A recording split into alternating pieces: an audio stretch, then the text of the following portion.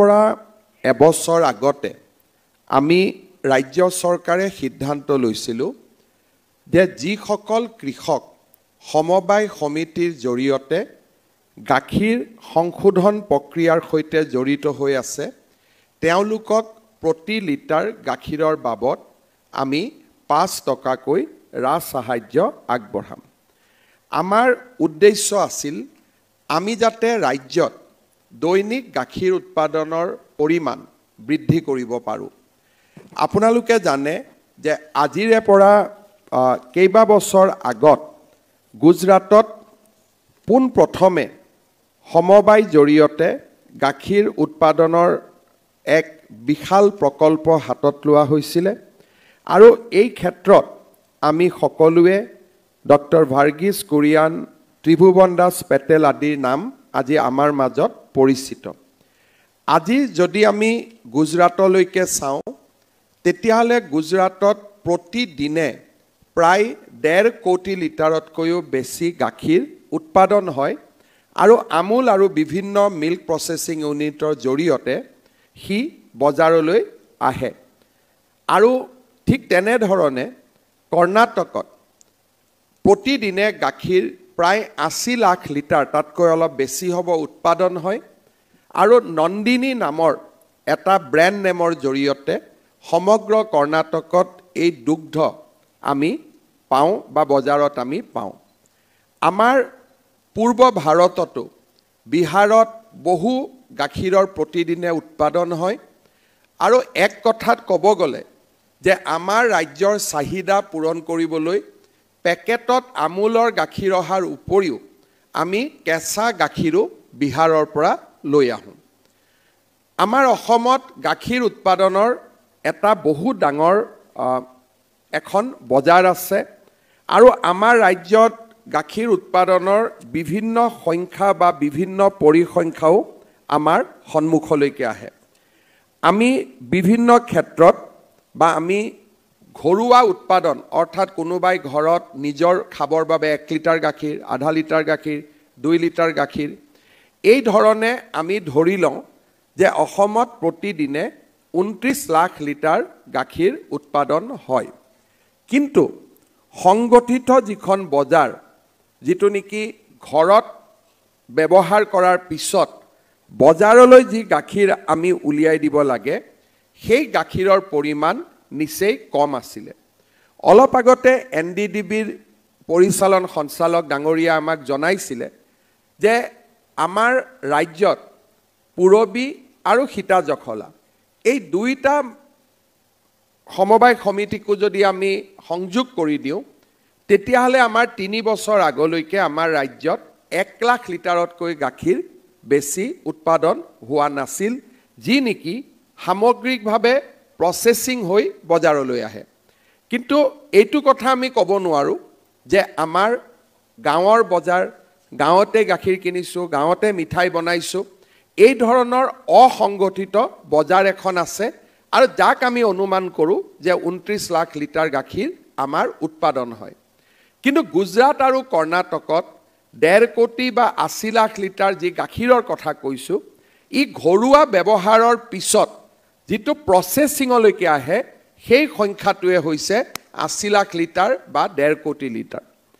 আমাৰ ৰাজ্যত আমি এটা সিদ্ধান্ত লৈছিলোঁ যে আমি প্ৰচেছ কৰিবৰ কাৰণে অহা গাখীৰৰ পৰিমাণ প্ৰতিদিনে আমি 10 লাখ লিটাৰলৈকে বৃদ্ধি কৰিম। এই বৃদ্ধি কৰাৰ বাবে আমাৰ প্ৰয়োজন আছিলে যে আমি প্ৰচেছিং কেপাচিটি বঢ়াব লাগিব আৰু প্ৰচেছিং কেপাচিটিৰ সমান্তৰালকৈ কৃষকসকলক আমি উৎসাহিত কৰিব লাগিব যাতে তেওঁলোকে অধিক গাখীৰ উৎপাদন কৰি সমবায়ৰ জৰিয়তে প্ৰচেছিং ইউনিটসমূহলৈকে গাখীৰবিলাক যাতে বা গাখীৰ যোগান ধৰাৰ কাম হাতত লয়। আজি আমাৰ অসমত 601খন দুগ্ধ সমবায় সমিতিৰ প্ৰায় 20,000 উৎপাদকে এই ধৰণে গাখীৰ আমাক প্ৰচেছিঙৰ বাবে দিয়ে বা আমি প্ৰচেছ কৰোঁ। আজিৰ এই আঁচনিখনৰ জৰিয়তে আমি এই 20,000 কৃষকক তেওঁলোকৰ উৎপাদিত গাখীৰৰ বাবে প্ৰতি লিটাৰৰ বাবদ আমি 5 টকাকৈ দিয়া আৰম্ভ কৰিম। অৱশ্যে ইয়াৰ এটা ওপৰত সীমা আছে অৰ্থাৎ এজন লোকে যদি নিজে 100 লিটাৰ গাখীৰ উৎপাদন কৰে আমি 30 লিটাৰ গাখীৰলৈকেহে ৰাজসাহায্য আগবঢ়াম বা এজন কৃষকে প্ৰতিদিনে 150 টকাকৈ চৰকাৰৰ পৰা লাভ কৰিব পাৰিব কিন্তু ই এনেকুৱা নহয় যে আজি আৰম্ভ কৰা নীতিটো কালি পৰিৱৰ্তন হ'ব নোৱাৰে আমি যদি দেখো যে চাহিদা বৃদ্ধি হৈছে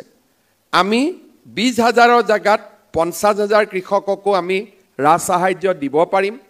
আৰু আমাৰ আঁচনিখনত অনুপ্ৰাণিত হৈ কোনোবাই যদি 2টা গাইৰ জায়গাত 4টা গাই আনিছে 6টা গাই আনিছে উৎপাদন প্ৰতিদিনে 50 লিটাৰলৈকেও বৃদ্ধি পাইছে লাহেকৈ আমি 50 লিটাৰ অৰ্থাৎ 250 টকা পৰ্যন্ত প্ৰতিদিনে আমি ৰাজসাহায্য দিব পাৰিম প্ৰতি বছৰে আমি আঁচনিখন সংশোধন কৰি লৈ গৈ থাকিব পাৰিম আজি আমাৰ ইয়াতে দুটা কথা আমি চাম যে যোৱা বছৰ এই সময়ত মই পুৰবীৰ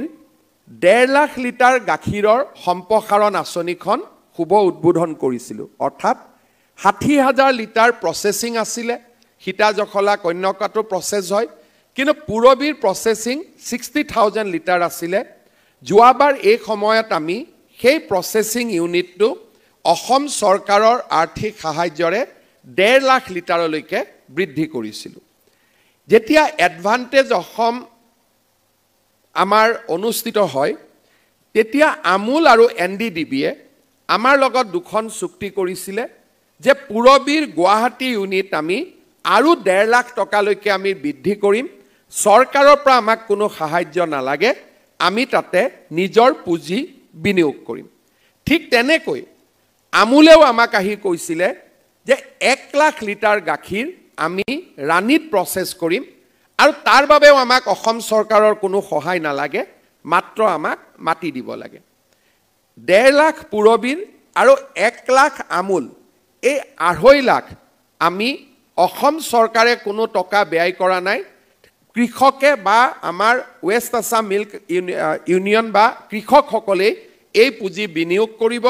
এনডিডিবিয়ে প্ৰথম অৱস্থাত লোন দিব কিন্তু লোন কৃষকসকলে উভতাই দিব তাৰ মানে আমি আজি নিজৰ ভৰিত নিজে থিয় হৈ 3 লাখ লিটাৰ গাখীৰ উৎপাদন কৰিম পুৰবীত যদি 3 লাখ লিটাৰ গাখীৰ উৎপাদন হয় সমান্তৰালভাৱে আমুলত 1 লাখ লিটাৰ গাখীৰ উৎপাদন হ'ব আৰু অসমে 4 লাখ লিটাৰ গাখীৰৰ ওচৰ চাপিব হিতা জখলাৰ কন্যাকাটো প্ৰসেসিং ইউনিট এটা হৈ আছে প্ৰায় 25,000 লিটাৰৰ খুব কম দিনৰ ভিতৰতে আমি উদ্বোধন কৰিব পাৰিম হিতা জখলায়ো বেংকৰ পৰা লোন লৈ এনেকুৱা প্ৰসেসিং ইউনিট আৰম্ভ কৰিছে এই তিনিটা প্ৰচেষ্টাৰ পিছত আমি আৰু এটা প্ৰচেষ্টা হাতত লৈছিলোঁ যে এনডিডিবি আৰু অসম চৰকাৰে লগ লাগি আমি এটা নতুন কোম্পানী কৰিছিলোঁ north east diary food limited অৰ্থাৎ NEDFL এই NEDFLৰ গোটেই ব্যৱস্থাটো আছিলে যে আমি কিমান সোনকালে 10 লাখ লিটাৰ গাখীৰ প্ৰসেস কৰিব পৰা অৱস্থালৈ আমি যাব পাৰোঁ শিলচৰত এটা আমাৰ অসম চৰকাৰৰ ডায়েৰী ডিপাৰ্টমেণ্টৰ এটা প্ৰসেসিং ইউনিট আছিলে তাত 5,000 লিটাৰ দৈনিক শোধন কৰিব পাৰি এই প্ৰকল্পটো আমি NEDFL অৰ্থাৎ এনডিডিবি আৰু অসম চৰকাৰৰ যুটীয়া কোম্পানীলৈ আমি হস্তান্তৰ কৰিছোঁ ইয়াৰ উপৰিও নলবাৰী বৰপেটা আৰু বজালি ইয়াতো আমি সৰু সৰু তিনিটা আমাৰ প্ৰকল্প আমি আৰম্ভ কৰিছিলোঁ য'ত 20,000 লিটাৰ গাখীৰ আমি উৎপাদন কৰিব পাৰোঁ আৰু সেই কেইটাও আমি NEDFLলৈকে আমি হস্তান্তৰ কৰোঁ ঠিক সেই ধৰণে ধেমাজি ডিব্ৰুগড় যোৰহাট আৰু বোকাখাততো 5,000 লিটাৰ গাখীৰ উৎপাদনৰ আমাৰ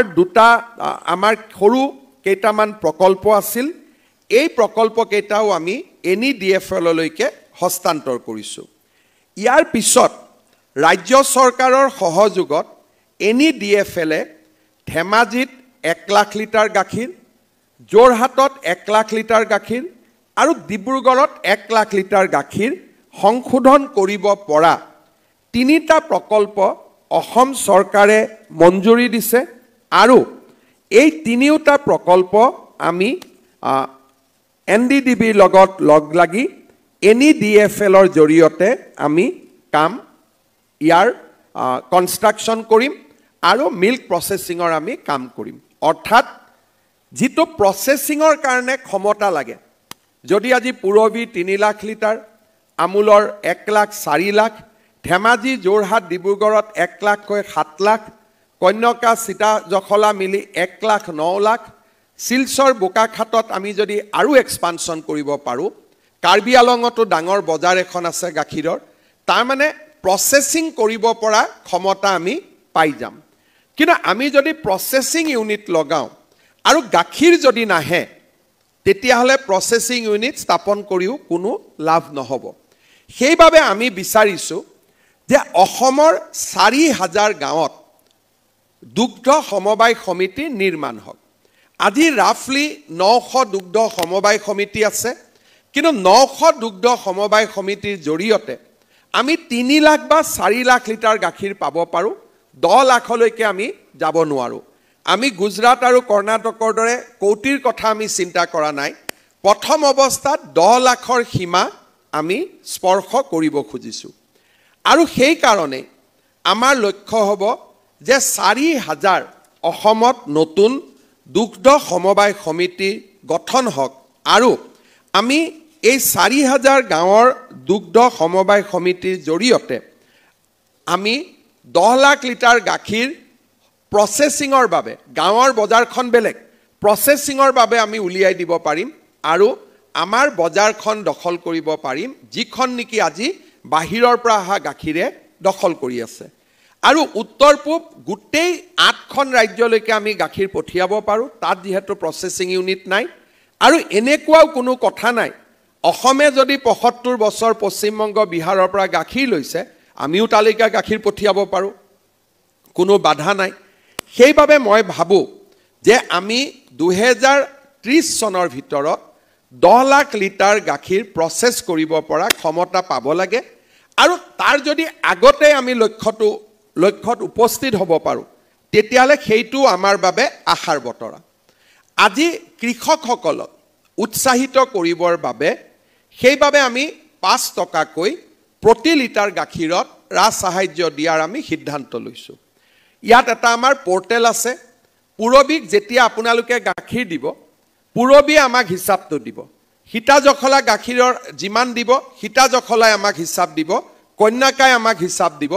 আৰু প্ৰতি মাহৰ নিৰ্দিষ্ট দিনত এই টকাটো আপোনালোকৰ বেংক একাউণ্টত ট্ৰান্সফাৰ হ'ব মই ডিপাৰ্টমেণ্টক অনুৰোধ কৰিম আমি যেনেকৈ অৰুণোদয় বুলি ক'লে 10 তাৰিখটো ফিক্স কৰি লৈছো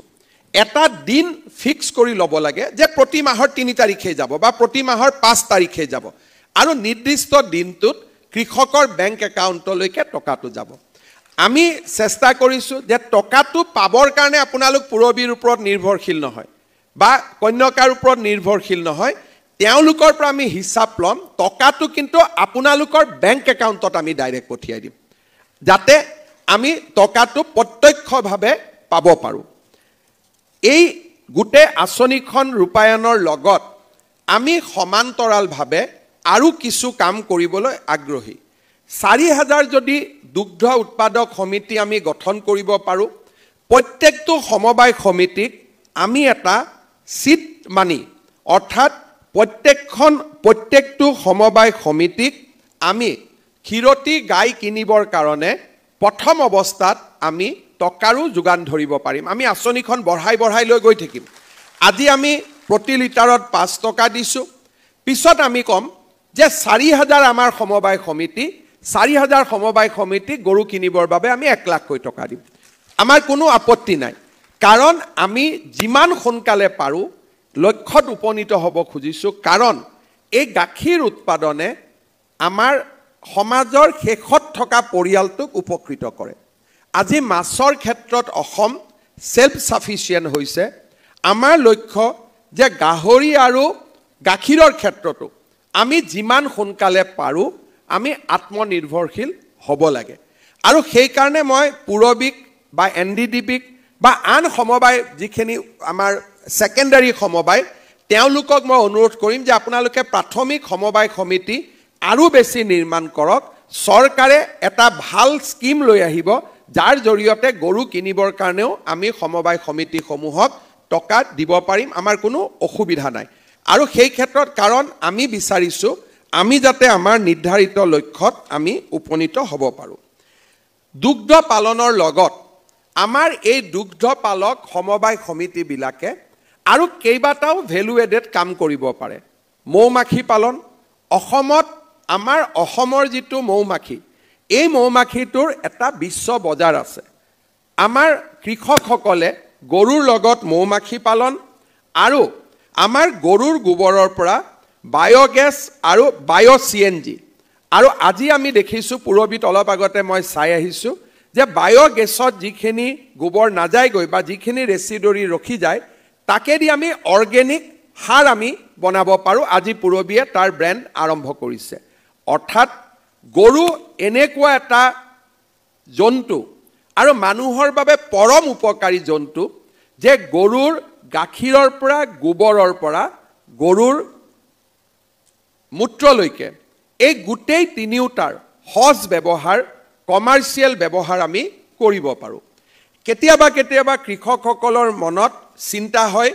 যে আমাৰ যদি গৰুৰ পোৱালি ক্ষীৰতী গাইৰ পৰিৱৰ্তে যদি আমাৰ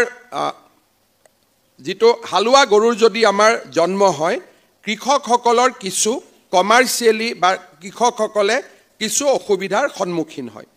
2022-23 বৰ্ষৰ পৰা 24-25লৈ সেইবাবে চেক চৰ্টেড চিমেণ্ট অৰ্থাৎ নিশ্চিতভাৱে যাতে গৰুৰ পোৱালি ক্ষীৰতী গায়ে হ'ব পাৰে তাৰ কাৰণে আমি অসমত 2,16,000 আমি চেক চৰ্টেড চিমেণ্ট কৃষকসকলৰ মাজত বিতৰণ কৰিছোঁ আৰু ইয়াৰ ফলাফলো ভাল আমি দেখিছোঁ যে আমাৰ চেক চৰ্টেড চিমেণ্ট ব্যৱহাৰ কৰাৰ পিছত বৰ্তমান 27,748 জনী চেউৰী গায়ে জন্ম লাভ কৰিছে তাৰ প্ৰডাকশ্যন কিমান 2-3টা কথা আছে কোনোবাই কয় যে অলপ প্ৰডাকশ্যন কম হ'ব পাৰে কিন্তু আমি অন্তত যদি ক্ষীৰতী গাইৰ আমাৰ জন্ম হয় তেতিয়াহ'লে আমি গৰুক কাৰোবাৰ হাতত এৰি দিব নালাগে আমি এই ক্ষেত্ৰত বহু পৰিমাণে আৰ্থিকভাৱে আমি উপকৃত হ'ব পাৰোঁ চেক চৰ্টেড চিমেণ্টৰ ওপৰত বহু ৰিচাৰ্চো হৈ আছে গতিকে মই ভাবোঁ যে বছৰ পাৰ হৈ যোৱাৰ লগে লগে গুণগত মানদণ্ডও চেক চৰ্টেড চিমেণ্টত যথেষ্ট বৃদ্ধি হ'ব আমি আৰু এটা কামত বহুখিনি আমাৰ কৃষি বিজ্ঞানী পশু বিজ্ঞানীসকল সফলো হৈছে তেওঁলোকে কাম কৰি আছে সেইটো হৈছে গিৰ গাই আৰু লখিমীৰ মাজত প্ৰজননৰ জৰিয়তে এটা ভাল গাখীৰ দিব পৰা গৰুৰ জাতি এটা উৎপাদন কৰাৰ বাবে লখিমী এনেকুৱা এটা অসমৰ গৰু বা গাই যি নেকি যিকোনো পৰিৱেশত অসমত তেওঁলোক এই জন্তুবিধ জীয়াই থাকে বানপানী হ'লেও থাকে খৰাং বতৰ হ'লেও থাকে আৰু যিকোনো ধৰণে তেওঁলোকে গাখীৰ উৎপাদন কম হ'লেও তেওঁলোকৰ যিটো অসমৰ বতৰ বা পৰিৱেশৰ লগত তেওঁলোক খুব ভাল কৰি খাপ খাই পৰে ইয়াৰ লগত যদি আমি গিৰ গায়ে ভাল কৰি প্ৰতিপালন কৰিলে গিৰ গায়ে 8 লিটাৰ 9 লিটাৰ 10 লিটাৰতকৈ বা তাতকৈও বেছি গাখীৰ দিয়াৰ উদাহৰণ আছে কিন্তু গুজৰাটৰ পৰা গিৰ গাই আমি ইয়াত যেতিয়া ৰাখোঁ তাৰ কষ্ট অফ মেইনটেনেন্স বা তাক যিটো পালন কৰাৰ খৰচ এইটো যথেষ্ট হয় কাৰণ বেলেগ এটা পৰিৱেশৰ পৰা আহি আমাৰ পৰিৱেশত খাপ খাই পৰি গাখীৰ দিবলৈ যাওঁতে তেওঁলোকে গাখীৰ দিয়া ক্ষমতাও অসমত 3-4 লিটাৰলৈকে কমি আহে আমি ভেটেনাৰী ডিপাৰ্টমেণ্ট বা আমাৰ বিজ্ঞানীসকলে যদি লখিমী আৰু গিৰ গাইৰ মাজত আমি লখিমীৰ ৰেজিষ্টেন্স কেপাচিটি বা অসমৰ যিটো পৰিৱেশৰ লগত খাপ খাব পৰা শক্তি আৰু গিৰ গাইৰ গাখীৰ দিব পৰা শক্তি এই দুইটাৰ মাজত প্ৰজনন কৰি আমি যদি এটা অসমৰ নিজৰ ভেৰাইটি এটা যদি আমি উলিয়াব পাৰোঁ মই ভাবোঁ আমাৰ কৃষকসকল বহুতখিনি উপকৃত হ'ব যাক আমি হয়তো কেতিয়াও ভাবিব পৰা নাছিলোঁ এই দিশতো আমি কাম কৰি আছোঁ আৰু আমি নিশ্চয় এই ক্ষেত্ৰত আগবাঢ়ি যাম গাখীৰৰ গুণগত মানদণ্ডৰ বাবেও আমি দুগ্ধ পৰীক্ষাগাৰ নিৰ্মাণ কৰিছোঁ খানাপাৰাত আমাৰ দুগ্ধ পৰীক্ষাগাৰটোৱে ইতিমধ্যে NABL স্বীকৃতি পাবলৈও সক্ষম হৈছে সেয়েহে মই ভাবো যে দুগ্ধ বিপ্লৱ এটা অসমত হ'ব পাৰে যথেষ্ট সুবিধা আছে আৰু এই ক্ষেত্ৰত আমাৰ বিজ্ঞানীসকলৰ পৰা খেতিয়কলৈ সমবায় সমিতিৰ পৰা গোপালকলৈ আমি সকলোৱে এটা সুন্দৰ ইকোসিস্টেম এটা নিৰ্মাণ কৰিব লাগিব এই যদি আপোনালোকে আৰু এটা দৃষ্টিত ৰাখে প্ৰথমবাৰলৈ দুগ্ধ পালকসকলৰ কথা চৰকাৰী পৰ্যায়ত চিন্তা কৰা হৈছে ইয়াৰ আগতে আজি আমাৰ ইয়াত ভাৰত কলিতা ডাঙৰীয়া উপস্থিত আছে এইবাৰ তেখেতক আমি অসম গৌৰৱ সন্মানো যাচিছো তাৰ মানে দুগ্ধ পালকসকল অসমৰ যে অৰ্থনীতিৰ এটা খুব অন্যতম শক্তি তাক আজি ৰাজ্য চৰকাৰে স্বীকৃতি দিছে তাৰ সমান্তৰালভাৱে চেক শৰ্টেজ সিমেন্টে হওক গাখীৰ উৎপাদনত ৰাজ সাহায্যই হওক আমি এই কথাবিলাকৰ জৰিয়তে এটা সুন্দৰ ইকোসিস্টেম নিৰ্মাণ কৰিব খুজিছো আৰু মই বিশ্বাস কৰোঁ যে আমাৰ এই যেটো সাবসিডি দিয়াৰ ব্যৱস্থা এইবাৰ এটো আৰম্ভ হৈছে ই লাহে লাহে ই বাঢ়িও গৈ থাকিব কাৰণ আপোনালোকে যদি চিন্তা কৰে ধান আমি 600 টকাত বিক্ৰী কৰিছিলো ৰাজ্য চৰকাৰে 1600 টকাত ধান কিনা আৰম্ভ কৰিলে এইবাৰ আমি প্ৰতি মেট্ৰিক টনত 2550 টকা আমি কৃষকক ধানৰ কাৰণে দিছো তাৰ মানে আমি আমাৰ যেটো সাপোৰ্ট তাক আমি বঢ়াই লৈ গৈ আছো আৰু সেই কাৰণে আজি ইয়াত যি দুগ্ধ পালকসকল আহিছে তেওঁলোকক মই এটাই অনুৰোধ কৰিম যে চৰকাৰ আপোনালোকৰ লগত থিয় হৈ থাকিব আপোনালোকে গাখীৰ যিমান উৎপাদন বৃদ্ধি কৰিব পাৰে হিমান বৃদ্ধি কৰক 4000 খন গাঁৱত আমি দুগ্ধ উৎপাদকৰ সমবায় সমিতি আমি নিৰ্মাণ কৰিব লাগিব আৰু এই লক্ষ্যত আমি আগবাঢ়ি যাব লাগিব আজি আমাৰ মঞ্চত সমবায় বিভাগও আছে আৰু আমাৰ ভেটেনাৰী বিভাগৰো বিষয়াসকল আছে মন্ত্ৰী আছে দুইটা ডিপাৰ্টমেণ্টকে একেলগে কাম কৰি আমি এই দিশত আগবাঢ়ি যাবলৈ অনুৰোধ জনাম এইবাৰ বাজেটত আমি কোঅপাৰেটিভ ৰেজিষ্ট্ৰেচনৰ যেটো পঞ্জীয়ন মাসুল তাকো আমি হ্ৰাস কৰিছো অৰ্থাৎ আমি এই ক্ষেত্ৰত আমাৰ অসমৰ সমবায় খণ্ডটোক আমি আগুৱাই দিবৰ কাৰণে প্ৰচেষ্টা কৰিছো আমাৰ ভাৰত চৰকাৰতো সমবায় বিভাগ নামে এটা নতুন বিভাগ গঠন কৰা হৈছে আৰু ভাৰতৰ গৃহমন্ত্ৰী অমিত শাহ ডাঙৰীয়া সমবায় বিভাগৰো দায়িত্ব লৈছে আৰু তেখেতে দায়িত্ব লোৱাৰ পিছত সমবায় ক্ষেত্ৰত বহুবিলাক নতুন নতুন কাম আৰম্ভ হৈছে আৰু এতিয়া বিভিন্ন উৎপাদিত সামগ্ৰী আমাৰ সমবায় সমিতিসমূহৰ জৰিয়তে বিশ্বৰ বজাৰখনলৈ লৈ যোৱাৰ প্ৰচেষ্টাও আৰম্ভ হৈছে অৰ্গেনিকৰ ক্ষেত্ৰত বহুত নতুন কাম কৰা হৈছে সেইবাবে সমবায় বিপ্লৱ আৰু দুগ্ধ বিপ্লৱ দুইটাকে মই আগুৱাই লৈ যাবলৈ আমাৰ গোপালকসকলক অনুৰোধ কৰিম আৰু মই বিশ্বাস কৰোঁ যে আমি এই ক্ষেত্ৰত সফল হ'ম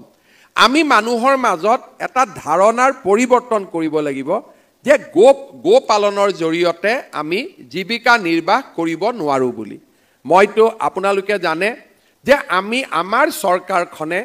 গোপালনত গুৰুত্ব দিয়ে গো হত্যাক আমি ভাল নাপাওঁ বা আমি পছন্দ নকৰোঁ আৰু সেই কাৰণে কেইটামান দিন আগতে অসমত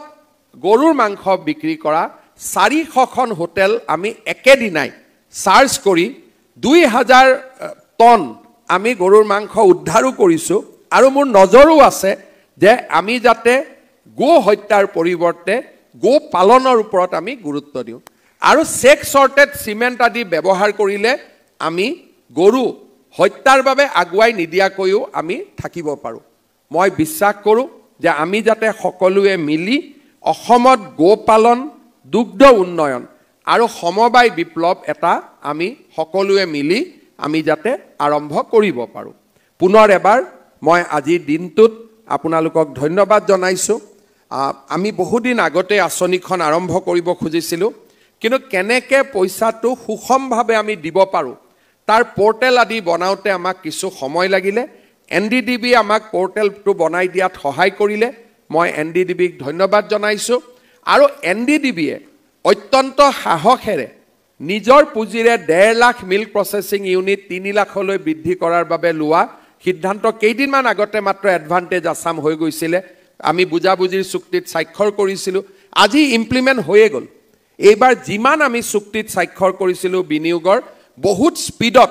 আমি এই চুক্তিবিলাক ইমপ্লিমেণ্ট কৰাৰ ক্ষেত্ৰত আগবাঢ়ি যাব পাৰিছোঁ ই অসমৰ প্ৰতি মানুহৰ নতুনকৈ আস্থা আৰু বিশ্বাসকে প্ৰতিপন্ন কৰিছে মানুহে আজিকালি অসমৰ পৰিৱৰ্তিত পৰিৱেশটোক বিশ্বাস কৰে আৰু অসমৰ বুকুত লুকাই থকা সম্ভাৱনাকো স্বীকৃতি দিয়ে আমি যাতে সকলোৱে মিলি খুব ধুনীয়াকৈ যদি কাম কৰিব পাৰোঁ আমি আমাৰ অসমখনক বহু সম্ভাৱনাৰে পৰিপূৰ্ণ এখন নতুন অসমলৈ আমি ৰূপান্তৰ কৰিব পাৰিম মই NDDBক আজিৰ দিনটোত ধন্যবাদ জনাইছোঁ আৰু অসমৰ প্ৰতিগৰাকী গোপালকক অভিনন্দন জনাইছোঁ আজি আমাৰ ৰাজ্য চৰকাৰৰ ভেটেনাৰী পশুপালন বিভাগৰ মন্ত্ৰী কৃষ্ণেন্দু পাল সমবায় বিভাগৰ মন্ত্ৰী যোগেন মহান ডাঙৰীয়া উপস্থিত আছে দুইটা বিভাগে এই ক্ষেত্ৰত খুব প্ৰণালীবদ্ধভাৱে কাম কৰিছে দুইটা বিভাগৰ মন্ত্ৰী বিষয়া কৰ্মচাৰীসকলকো মই ধন্যবাদ জনাইছোঁ এই আঁচনিখন ৰূপায়ণৰ ক্ষেত্ৰত ৰাজ্যৰ মুখ্য সচিব ডাঙৰীয়ায়ো বহুখিনি কণ্ট্ৰিবিউশ্যন কৰিছিলে আৰু মই ভাবোঁ যে আমি ৰাজনীতি কৰা মানুহ ইলেকশ্যন আহিব আমি ব্যস্ত হৈ পৰিম কিন্তু আঁচনিখনৰ ধন প্ৰতি মাহত যাতে নিৰ্দিষ্ট সময়ত পাই থাকে তাক চোৱা চিতা কৰাৰ দায়িত্ব হ'ল মুখ্য সচিব আৰু আমাৰ বিষয়াসকলৰ ওপৰত গতিকে মই আশা কৰিম এই আঁচনিখন যাতে জটি নপৰে এটা নিৰ্দিষ্ট দিনত 10 তাৰিখ হওক 7 তাৰিখ হওক 3 তাৰিখ হওক গোপালকসকলে জানিব লাগিব যে এই দিনত মই টকাটো পাম আৰু সেই দিনটোতে ৰাতিপুৱা মোবাইলত মেছেজ পাব লাগিব যে আপোনাৰ একাউণ্টত টকাটো সোমালে বুলি সেই ধৰণে আমি কাম কৰিব পাৰিলে সকলোৱে উৎসাহো পাব আনন্দও পাব আৰু এই আঁচনিখনৰ পৰা যদি আপোনালোক উপকৃত হৈছে বুলি আমি এটা ধাৰণা কৰিব পাৰোঁ অহাবাৰ বাজেটত এই আঁচনিখন আৰু অধিক ডাঙৰ কৰি আৰু অধিক ভাল কৰিব